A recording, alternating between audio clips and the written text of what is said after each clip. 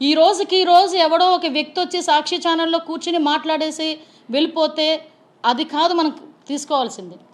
అంటే దీని వెనకాతలు ఎలాంటి కుట్ర నడుస్తుంది, దీని వెనకాతల తాలూకు కుట్రదారులు ఎవరు అన్నది మెన్షన్ చేయాలనే ఉద్దేశంతోనే ఈరోజు మీకు ఇంత డీటెయిల్గా నేను మాట్లాడుతున్నాను.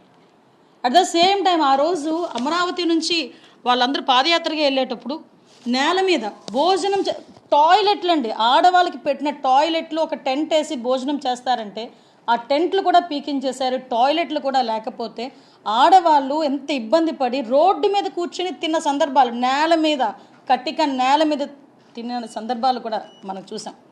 అంటే అటువంటి పరిస్థితి నుంచి మళ్ళా ఆ రోజు అమరావతి రైతులను కాలిబూట్లతో పొట్టలో తన్నేరు, జుత్తు పట్టుకొని ఈడ్చారు, అనకూడని మాటలు మాట్లాడారు, వాడరాని మాటలు మాట్లాడారు.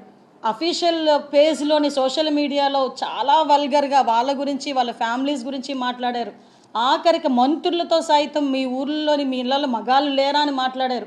ఇవన్నీ మాట్లాడిన భరించి భరించి భరించి ఒక్కసారిగా మ్యాండేట్ ఇచ్చారు. ఈరోజు చంద్రబాబు నాయుడు గారు వచ్చారు.